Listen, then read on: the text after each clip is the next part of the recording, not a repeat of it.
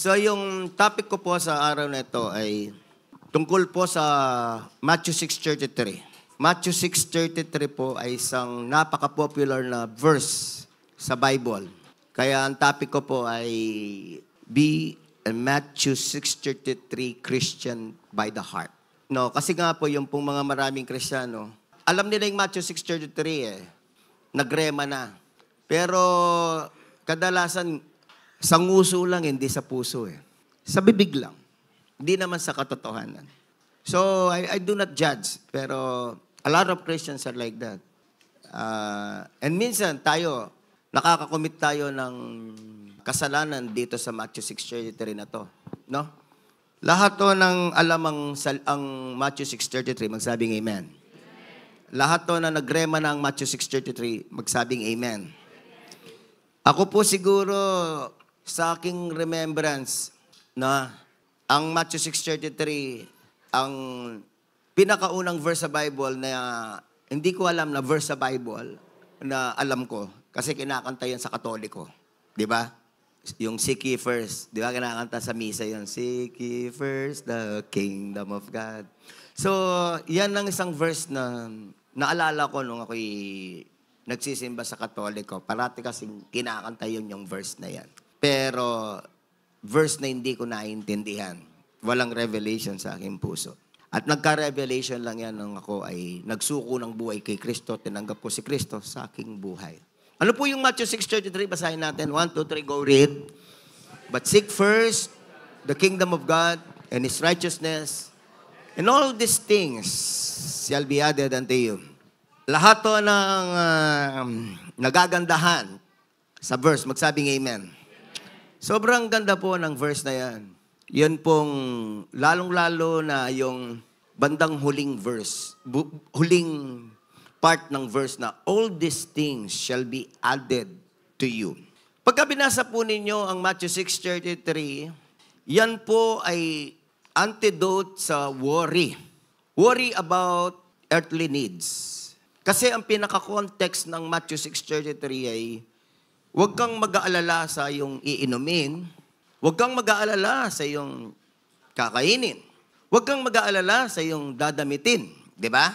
At sabi ng Panginoon, tingnan mo yung mga ibon, pinapakain sila ni Lord, hindi sila nag-aalala. Ang sabi ni Jesus, tingnan mo yung mga lilies in the field, hindi pa nakapagsuot si Solomon ng ganyang kagandang damit. Sabi niya, huwag kang mag-alala. Sabihin mo sa kanila, huwag kang mag-alala. So, yan po kasi ang isa sa mga problema ng mga tao, pag-aalala sa kanilang mga pangangailangan. Lalong-lalo na yun pong mga Pilipino. Maybe not in the first world country, but ito sigurong Matthew chapter 6 na to ay ang kausap ng Panginoon ay mga tao sa Israel, mga Jewish people na medyo hirap sa buhay. Hindi masagana ang kanilang buhay. So, nag-aalala sila sa kanilang inumin. Kasi noon pong panahon na yun, wala pang nawasa. Mahirap ang tubig. Mahirap po yung tubig sa kanila ng panahon na yan. Kaya isang kayamanan sa kanila kung sila ay may karoon ng tinatawag na balon, well, na doon ay sumasalok sila ng tubig. Well, ang source of water noon ay well. At medyo disyerto ang Israel, di ba?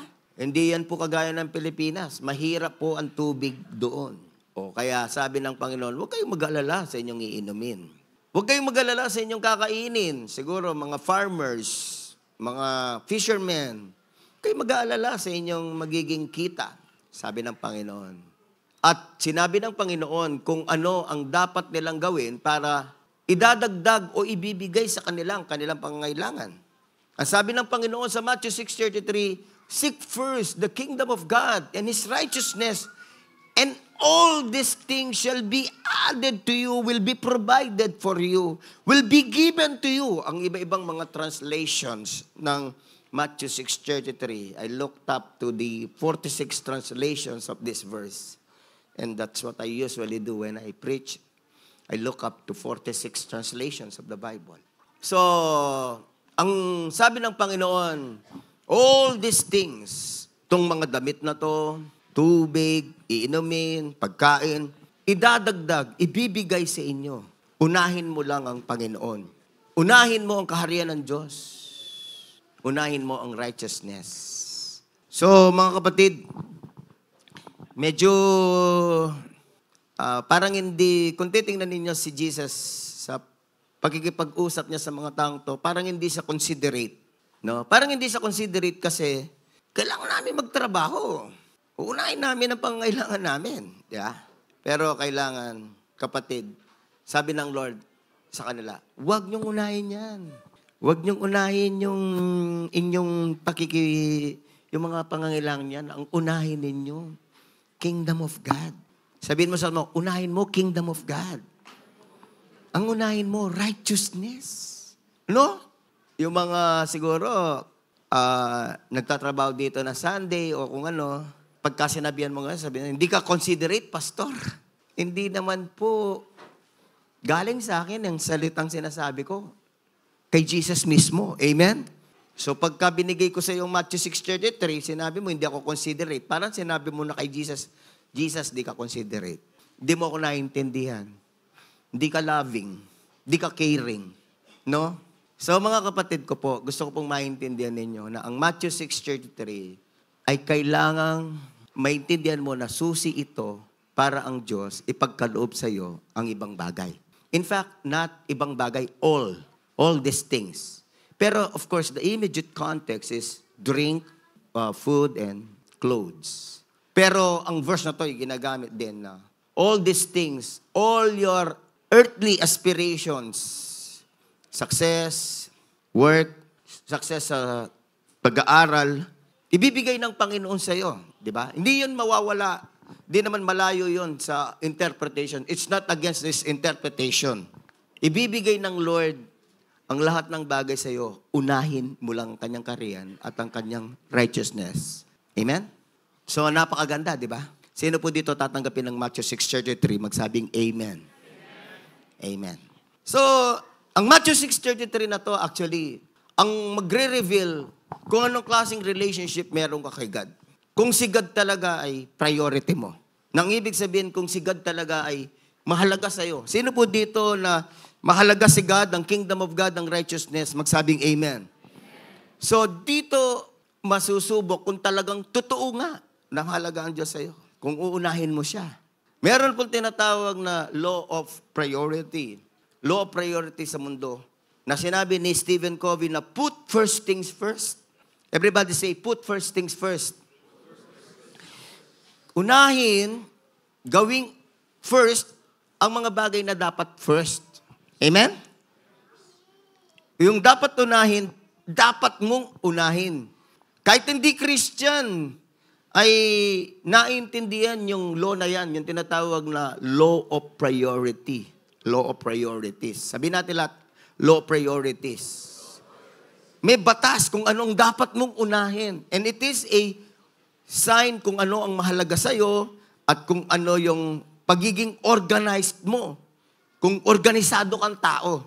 Kasi hindi ka organisado kapag ka yung dapat mong unahin, inuhuli mo. Diba? Kumbaga sa pagluluto, ano yung dapat mong unahin? Diba? Siguro sa pagluluto, ang pinakauna ay yung mga plato. Tama ba? Kutsara. Mali di ba? Dapat pagka nagluto ka, uunahin mo muna, i-prepare yung mga sangkap mo, di ba? So, pagdating sa relasyon sa Diyos, hindi alam kung ano ang unahin. Sinabi ng dapat unahin ng kaharian ng Diyos, sinabi na ni Jesus, pero hindi pa rin sinusunod. Tandaan ng katigasan ng ulo. Tandaan na hindi kumbinsido ang kaisipan at puso sa salita ni Kristo. Kaya, ang Matthew 6:33, ang magre-reveal kung anong klaseng Kristiyano ka, kung paano mo tratuhin ang Diyos. Kung paano mo i-treat si Jesus sa buhay mo. Kung hindi mo siya inuuna sa buhay mo, then hindi siya talagang mahalaga sa'yo. Law priority. Put first things first. At alam niyo ba, na napakalaga nito kasi we always say, start the day right. Everybody say, start the day right. Sino po dito ang gustong magkaroon ng araw na maganda? Magsabing amen. So, ano yung batas dyan? Start the day right. Di ba? Don't start the day wrong. Start the day right. Sabihin natin, let's start the day right. Umpisan mo ng tama yung araw mo. Paano mo umpisan ng tama ang araw mo? Kakausapin mo asawa mo? Lalaruin mo yung anak mo?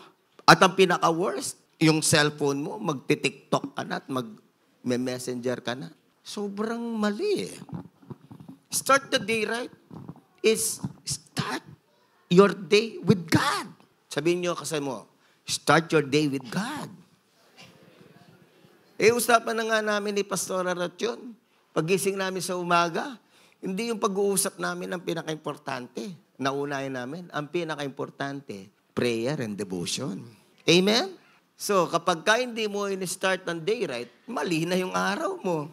And then, magko-complain ka bakit nagkaletse-letse yung araw mo. Hindi mo naman inumpisahan ng tama yung araw mo kay God eh. Dapat umpisahan mo siya kay God. You go to the presence of God, you talk to God, you listen to Him from His Word, from the Bible, di ba? Ang una mong gustong mag-glorify at sumaya sa buhay mo, si God, hindi yung sarili mo. You know, starting the day right means you would like to make God happy in your life. Gusto mong ma-please si God sa buhay mo. May tanong po ako mga kapatid ko, patutuwa kaya si God kung siya nagbigay ng buhay sa'yo, siyang gumising sa'yo, siyang nagbigay ng lakas sa'yo, di ba? Sino po dito ang mag-acknowledge? Everyday si God ang nagbigay ng hininga, kalakasan, kapayapaan sa kanyang buhay. Magsabing amen. Siya naman lahat ng pinanggalingan ng buhay natin araw-araw. In Him, we live, we move, and have our being, right? So, kailangan siya yung unahin natin, di ba? Lahat to ng matalino, magsabing amen. Yung hindi to mag-gets ito, patalinuhin kayo ng Holy Spirit. I do not judge you. Pero patalinuhin kayo para makita ninyo. Na si God naman ang pinagmumula ng buhay natin araw-araw. Bakit hirap kang unahin siya?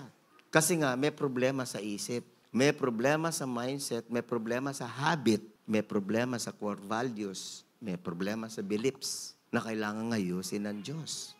Kaya nga yung message natin last week, yung I am acclaimed in the hands of the Father, kailangan maalis yung mga maling mindsets. Kailangan alisin ng Diyos. At hindi naman maalis ng Diyos kung hindi mo ipapaalis, kung hindi mo isusuko. Kailangan i-surrender ka sa Father's hand. So, mga kapatid, itong Matthew 6:33 na to ay mag-i-expose ng ating mindset kung tama. Kung importante talaga ang Diyos sa atin o hindi. At mahalaga ang Matthew 6:33 na magkaroon ng revelation sa iyo at maging life kasi itong magsasabi kung ikaw ay matured Christian. Kung strong ka spiritually. If you don't have Matthew 6:33, if you're not a Matthew 6:33 Christian by the heart, then, no offense, I would like to tell you, hindi ka matured Christian. Kasi lahat ng mga matured Christian, natutunan nila ang Matthew 6:33. Na-apply nila ang Matthew 6:33. Hindi ka matured Christian until now you are baby in Christ. Immature, sanggol. Kasi hindi mo ginagawa ang Matthew 6:33. Wala kang revelation ng Matthew 6:33. But ang sinasabi ko ito, lahat ng mga strong Christians, lahat ng mga matured Christians, Matthew 6:33 Christians sila. May revelation ng Matthew 6:33 sa kanila. Ginagawa nila ang Matthew 6:33. Every day ng kanilang buhay. Lahat ng gusto mag-mature, magsabing amen. O, gawin mo yung Matthew 6:33, di ba? Unahin mo si God. Unahin mo yung righteousness. Unahin mo yung kingdom of God sa buhay mo. Araw-araw. Unahin mo siya. Magmamature ka.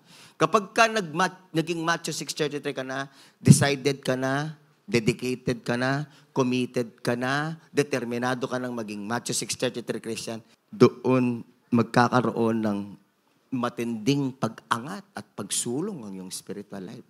Hanggat hindi ka nagiging Matthew 6:33, hindi mo inuuna si God sa buhay mo, wala, doon ka lang. Doon ka lang sa pagiging baby Christian. Hanggang doon lang. Bonjing. Amen? Bonjing. Matagal ng Kristiyano, pero sanggol pa rin ang spiritual life. Bonjing. So, mga kapatid ko, ang Matthew 6:33 ay matured. Amen. Pampalakas ng spiritual life. Kaya ito po ang message natin. Years ago, tinapik na natin yan. I'm a Matthew 6:33 Christian. Kaya, nireveal ng God sa akin. Pakiulit mo na lang. Nakalimutan na ng iba. Nung dumami ang blessing na yung una. Nung binigyan ko ng magandang work na yung una. Nung binigyan ko ng asawa na yung una. Nung binigyan ko ng anak na yung una. Paki-remind sila. Amen? Sabihin mo sa katabi mo, nire-remind ka ng Diyos. Huwag na kang unahin mo. Delikado yan. Kasi ano man ang inuuna mo, mas mahalaga sa sayo, ang tawag niyan sa Bible, idolatry. Ginagawa mo siyang Diyos-Diyosan. At lahat ng Diyos-Diyosan, binabasag ng Diyos. Pinapakialaman ng Diyos. Kaya yung anak mo parating may sakit. Nako, kapag ka ring ating anak kene, lalo na ring yung couple kene, kapag di kaya anak kayo, unahan niya yung anak yo. Delikado kayo. Delikado yung anak yo. Kasi gagawan niya yung Diyos-Diyosan yung anak yo. Dapat tingunahan niyo yung Lord. Amen? Before may kilikan ng asawa mo, kaulan may pa mo yung Lord. Amen? Kasi ikit ko mga niya nangini, rengalewang yang couple. Ut gawa doon Diyos-Diyosan ting anak, dari nga pumi. Delikado lang niya, pag-pray ko lang pag-pray. Lord, ingatan niyo rin nga pumi. Niya ngini, pining message ito. Delikado yung anak mo, ha? Patsiya ka magbayo. Sabihan mo kaya sleeping mo, umati niya nga nakamalati, delikado yung anak mo, kaya ka magbayo. Kung mga nanuning i-bless, Lord, yung anak mo, gawa mo yung Diyos, ha? Amen? Yan ang yang mo muna. May unahan. Unahan mo yung Lord. Yang balay, Lord, kyung anak mo, amen? So, Matthew 6:33, yan mo yung verse sa lawenta mo. Ngayon aldo ngayon ni. Matthew 6:33 mo. Lawen tayo kareng 5 translations. Lawen tayo king New King James. Ano ning New King James?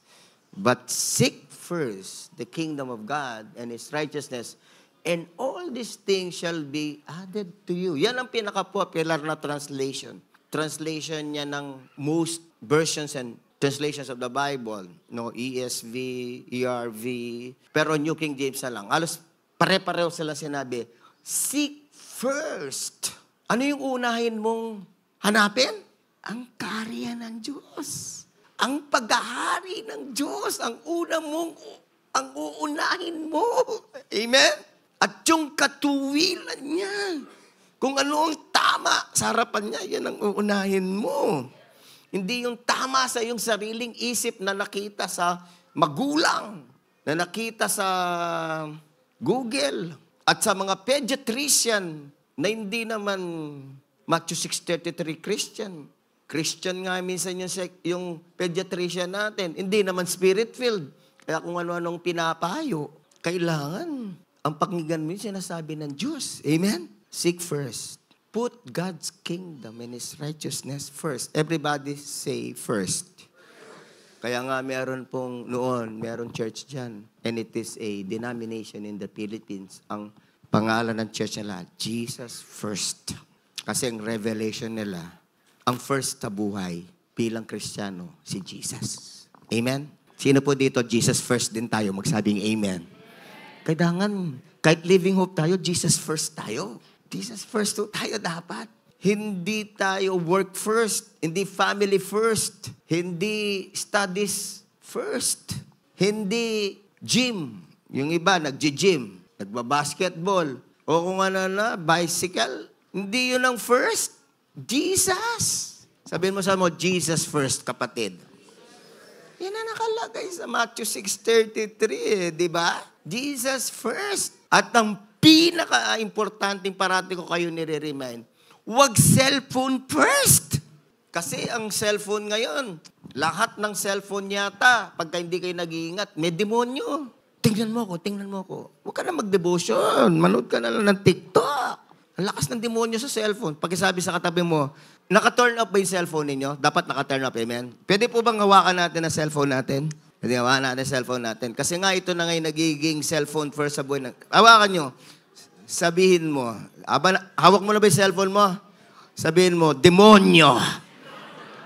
Out. Iyan, ganyan. I-rebuke mo yung demonyo sa cellphone mo. Yung iba na ayaw matanggal sa kamay, At kapag pinagilan mo yung kanyang pagsa-cellphone at pagwa-wifi, nagagalit pa sa tatay, yung demonyo sa cellphone niya, ang lakas. Legion. Libo-libo yung demonyo sa kanyang cellphone. Pero actually, object to eh. Yung demonyo talaga nasa tao. Amen? Sabi naman ng Panginoon, pagka sinik mo first si God, tsaka yung righteousness, all these things shall be added unto you. Grabe, no? Nagpe-pray tayo, Lord, pagpalain mo pamilya ko, pagpalain mo yung anak ko, pagpalain mo yung trabaho ko, pag-aaral ko. Hindi mo naman inuuna si God eh. Lakas na loob mong manalangin. Sabihin mo sa kata mo, unahin mo si Lord. Tingnan natin sa Amplified naman. Pangalawa, but first and most importantly, seek His kingdom. So ano yung most importantly? So, ang most importantly sa buhay, si God. Kingdom of God. Yung pagharian ka ng Diyos. Yung relasyon mo sa Diyos. Most importantly. Sabihin natin lahat, God, kayong first, kayong pinaka-importante sa buhay ko. Amen. Dapat yan ang malagay sa isip at puso. At pagka nakalagay na sa puso, yan na yung uunahin mo talaga. Amen? Sa pagising mo, sa araw-araw, sa buong buhay mo. But first and most importantly, aim at strive after His kingdom and His righteousness. Yung righteousness dito ay merong kahulugan na His way, doing and being right, the attitude and character of God. So yun ang pinakamalaga sa buhay, yung character. Character of God. Everybody say, character of God. Yung development ng character of God, ang pinakamahalaga sa buhay natin. No? Yung character ni God. Kaya, hindi yung sariling gusto. Hindi yung gusto mo. Hindi yun ang importante. Ang importante yung character ni God. Being right. Doing right. Being right and doing right. Yung attitude, yung character ni God, ang pinakamalaga sa buhay. At ang pangako ng Panginoon, all these things will be given to you. Yung mga pangangailangan natin, yung mga pangarap natin, ibibigay sa atin. Kapag inuuna natin ang kanyang paghahari, yung character development natin. Pangatlong Matthew 6:33 sa Good News Translation naman. Good News Translation. Sabi ng Good News Translation, instead, be concerned about everything else with the kingdom of God, with what He requires of you, and He will provide you with all these other things. So, yung concern natin, anong Tagalog sa concern? Ano ba yung pinapahalaga natin? Yung concern natin. Sabi rito, be concerned above everything else. Above everything else. Sa lahat ng concerns natin, ang pinaka-concern talaga dapat nating una, pinaka-above, pinaka-mataas na concern natin, yung kingdom of God. Above all else. Above everything else. Above everything else. Yan po yung pinaka-concern natin sa buhay natin. At ang ganda nito, sabi rito, and with what He requires of you. Ano yung nire-require niya sa iyo? Ano yung hinihingi niya sa iyo? Ano ang gusto niyang ipagawa sa iyo? Yun ang pinakamahalaga sa ating buhay dito sa lupa. Amen? Yun ang pinakamahalaga. At ang pangako niya, He will provide you with all these other things. Provide. Add, given, provide. Yan ang mga pangako ng Panginoon sa atin sa iba't ibang translation ng Matthew 6:33. Kasi marami po Christian sa atin, ang dami nating concern sa buhay. Ang dami nating concerns. Paano ako magiging masaya? Paano ako magtatagumpay? Paano ako magyayaman? Ang dami po nating concern. Pero kailangan ang pinaka-matinding concern natin, yung strong na concern natin, strong thought natin, ang concern natin, yung kingdom of God. Kung paano maluwalhati ang Panginoon sa buhay natin. Pagka inuna mo ang Panginoon, bahala na siya na magbe-bless sa ibang concern mo. Amen? Like, parati natin naririnig, take care of God's business and He will take care of your business. Diba? Unahin mo yung business ng Panginoon, yung pinagagawa ng Panginoon sa'yo. And then, He will take care of your business. He will take care kung anong ginagawa mo, kung anong kabuhayan mo, kung anong trabaho mo, kung anong pag-aaral mo. He will take care of that. Kaya nga, yung mga youth, parati natin sasabihin, lalong-lalo na mag-aaral. Huwag muna kayong ligaw-ligaw. Boyfriend na ba nag-aaral? Kasi, yung kasing pagkakaroon ng relationship, ligawan, napaka-strong.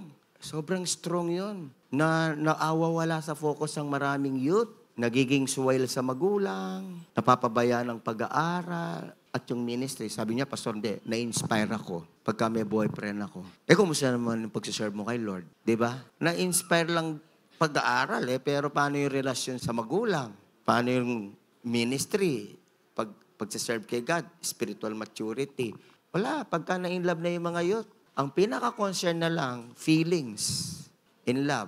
Tapos, biglang nag-away, nag-break, magte-testimony. Salamat po na kinomfort ako ni God. Wala na po akong boyfriend. Magpo-focus na ako kay Lord. After a few months, may nanligaw. Ganun na naman. Ikot-ikot lang sa ganun. Yung maraming youth ngayon, ang prinsipyo, ayokong mabakante. Kaya nga yung mga youth, we love you all. Pero ito yung sasabihin ko sa inyo, yung maturity ng attitude, emotion at saka mentality, habang youth kayo, malayong yung maturity nyo. Galing na kami dyan eh. So kailangan talaga, papakinggan ninyo yung sinasabi namin sa inyo at sinasabi ng Biblia. Pagka gumraduate ka na, sige. Sabihin mo sa mo, pagka gumraduate ka na, sige. Basta mag-pray ka lang mabuti, ang pipiliin mo, spirit-filled. Huwag unbeliever. Okay. Ako, ganun po ako. Basta gumraduate, okay. Basta wag lang unbeliever at wag lang backslider na Kristiyano. Wag lang Kristyanuhan. Mahal natin ang mga youth. Amen? Ayaw namin kayo na ma-distract. Yung mga, naman dito, yung mga may asawa na born again kayo nung may asawa na kayo. Kaya yung mga youth dito, nag-asawa na, hindi kayo nag-serve ng youth. Kayo. Hindi dapat bumawi na kayo ngayon. Yun pidire-diretso, yung youth kayo, ako mag-serve. Ngayon nga tinako nga sa kayo po rin mag-serve. Pidire-diretso yan. Kailangan pututan nyo na ito. Realize nyo na may kamali kayo, yung youth kayo, ako mag-serve. Ngayon may kasawa na kayo, mag-serve na kayo, amen? Binless na ako ng Ginoo Detong tinok lang mag-serve. Pituloy-tuloy na nga mag-serve. Penugal yan na. Kailangan Matthew 6:33 tamo, amen? Diyan ang malyari, Matthew 6:33 tamo. Yung peka-concern tamo above everything else in our life is the kingdom of God, what He requires of us. Pang-apat, CEV naman, Contemporary English Version. Nanay makasulat, Matthew 6:33. Nino po ngayon yung baludan ng Matthew 6:33, sabihan tamo, amen?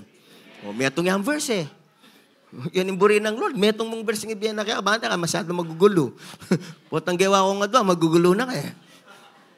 But more than anything else, higit sa lahat ng bagay, put God's work first. Sabihin natin lahat, put God's work first. Sabihin natin lahat, put God's work first. And do what He wants. Then the other things will be yours as well. No? Iba-iba yung translation na pangako ng Panginoon. Then other things will be yours as well. Mapapasa inyo, sabi ng Panginoon, ng ibang bagay. Pero ano sabi ng CEV? Put God's work first. Ibig sabihin, yung paglilingkod sa Diyos, yung work ng Panginoon, involved ka. Inuuna mo yung paglilingkod sa Diyos. Put God's work first. Everybody say, put God's work first. So itong Matthew 6:33, ang isang meaning po nito, mga kapatid, para maging Matthew 6:33 Christian by the heart ka, nagwo-work ka para kay God. Nagse-serve ka kay God. At inuuna mo nga yung work mo kay God. Kung saan kanya tinawag na mag-ministry, uunahin mo yun. Kung tinawag ka ng Lord sa care group leader, uunahin mo yun. Di mo kinakancel. Uunahin mo yung panawagan mo sa praise and worship. Panawagan mo sa ushering. Put God's work first. Everybody say, put God's work first. Ayan, yun kasi yung hindi alam ng ibang Christian, na kapag ka Matthew 6:33 Christian ka by the heart, nagwo-work ka, nagse-serve ka para kay Lord. Di pwedeng hindi. Ang isa sa mga gustong gawin ni Lord sa atin, as a clay, ikaw ay worker of the Lord. Sabihin natin, I'm a worker of the Lord. You are a servant of God. Magse-serve ka, magwo-work ka para kay God. At kapag ka binigyan ka ng work ni God, uunahin mo yun. Uunahin mo yung pag-work kay God. Hindi yung work mo sa secular. Hindi naman nakalagay dyan, put your work in your company first. Hindi. Put God's work first. Everybody say, put God's work first. Kaya ako yung mga youth natin na nagpapagabay sa akin. Ang parati ko sinasabi, o yung work mo ba na yan? Pagka nag-work ka ba dyan, mapapalayo ka kay Lord, maalis ka sa ministry? Yan ang mga tanong. Pagka sinabi nilang ganito, ganyan, ay wag, sabi ko. Maghintay ka. Doon ka sa trabaho na hindi ka mapapalayo kay God, hindi ka maalis sa pagsiserve mo kay God. Yan ang mga payo ko kina Robinson noon. Si Robinson, yung primary 12 natin, may opening siya sa Quezon. Pagka nagpunta ka sa Quezon, anong mangyayari? Sabi ko, sa Quezon Province, papalayo ka na sa church. Paano yung ministry mo? Ako po hindi ko naman kinokontrol. Nagtatanong lang. Di po ako nagkokontrol. Kasi kapag kasi alam ko na yung mga technique ng mga youth natin Pagka nagtanong sa akin, Pastor, pag-pray niyo po ako sa trabaho kong to. Sige ako, pero anong klaseng work yan? Kasi minsan, nawaisan ako, minsan, nakaduto na ako Pastor, pag-pray niyo po yung work ko. Sige, kapatid, pag-pray kita. Ngayon pala, nag-apply pala siya sa casino. Ang bira, natanggap naman. Sabi ko, kumusta yung work mo? Tanggap na mo, Pastor, praise God. Saan? Casino. Casino? Sabi ko, ayun, nag-backslide. Hanggang ngayon, di pa bumabalik kay Lord. 15 years ago, wala na, hindi na bumalik. Kaya sabihin mo sa kata mo, hindi kita ipagpe-pray kung sa casino ka. Pinaglalaban pa ng natin, yung mga gambling, yung mga... Pwede naman pong magkaroon tayo ng bansang walang sugalan, di ba? Bakit yung mga Arab countries, hindi nga Christian, wala sugalan, walang casino? Ano yung mga kaisipan ng mga politicians natin? Hindi raw tayo mabubuhay kung walang casino. Halatang hindi Kristiyano. Pero yung mga Kristiyano sa Senate and Congress, nilalaban nila si Sherwin Gatchalian yata, si Senator Gatchalian. Nilalaban niyang mawala yung mga online gambling. Sabihin natin lahat, put God's work first. At dapat ang una natin, what God wants. Do what God wants. Do what He wants. Hindi yung what you want. Kaya pagka nag-apply ka ng trabaho, tatanong mo, Lord, gusto mo ba to? Pagka may nanliligaw sa'yo, kunwari, tapos ka na ng college, Lord, gusto mo ba to? Pero yung mga nag-aaral dito, mahirap tanungin na, Lord, gusto mo ba ako mag-boyfriend na? Total, grade 7 na ako. Grabe. Pabata na pabata ngayon yung yung iba tinatago lang, pero nadidiscover ko rin. Grabe, grade 7, grade 6, may boyfriend, may girlfriend. Yung mga magulang dito, check nyo po yung mga anak nyo.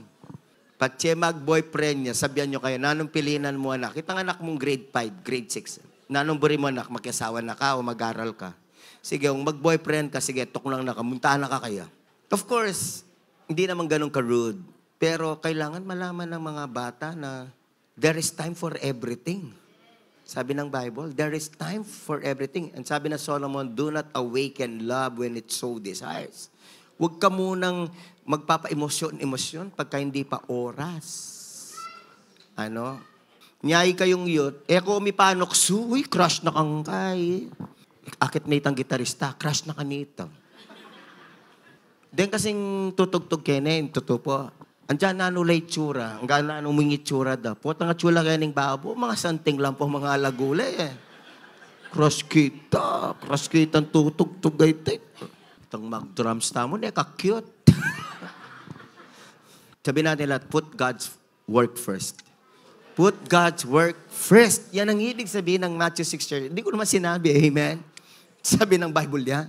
Matthew 6:33. Kaya kung wala ka pang work, na ginagawa kay Lord, so soul winning. Kasi yung iba, pagka binigyan, analo na naman yung gawang tangay ni. Ringega na King Matt, 90 days tamo, God's work langan, amen?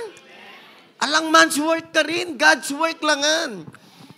Anya, ngating kang complain ka rin, gagawan tamo kayong 90 days challenge, kailangan mo yung deliverance. Kailangan ni deliverance yung isip, ang po yung dila mo, kasi deng aliwa, awa mo lang po. Yung ano nga ning gagawan tamo kayong church, 90 days. I rebuke, yung kademonyoan, ken labi mo, ken dila mo in Jesus' name. Nakapin bisa, awa mo parang aliwa. Ika na mo. Nga ka bisa mag-grow, mo no awa rin aliwa, amen? Sabi mo ka siping mo, mo na ako awa kaya. Mo na ako awa, ika na mo, nga ka bisa mag-grow. Ngayon may buring gawan ng 90 days, ika na mo kasi, mo no awa rin aliwa. Basta kami, pag-pray da ka 90 days, kaluguran da ko, pag-pray ming bibuklat ka rin isip, mag-pray kami na iambol na ka rin Lord, mag-pray kami na sunod ka rin kan Lord. Basta, pero mo no awa rin aliwa, nga kabisa. O panglima, last na amo ini. Manta intindihan niya yung Matthew 6:33. God's Word Translation, GWT. Anakin, Matthew 6:33. But first, be concerned about His kingdom and what has His approval. Itapin nga man ko po Ung nanong aprobahan ng Lord. So we get everything in ega na ganabiyeta mo, anyaran tamo itang approval ng God. Inibatin niyang approval ni God, kaya gagawan mo ngayon Di ba? Approve ya ba yan? Okay ya ba God can? Ini po, no offense, I love you all. Okay po ba yung mag 90 days challenge? Data pong okay, thumbs up, praise God. Palakpakan tayo, Lord.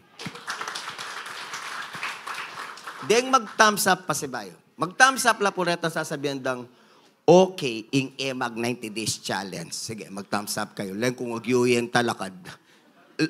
Laweng kung magyuyeng iaproban yan. Simple mathematics Imburi ko sabihan, simple mathematics mo May paintindihan. So, paano ka ng Holy Spirit? Kasi talagang dakal tamo intindihan. Patse nakatamo gagabayan ng Holy Spirit. Ing-approve kang God, ing 90 days challenge gawan me, bang kanita, mag-grow ka spiritually, amen? Sika ning kasalpantayanan mo. Maging close kayong Lord. Mibayo yung biye mo. Gamita na ka, Lord. At mabless ka. Amen? Sigurado ito. Kapatid, maging Matthew 6:33 tamo. Amen?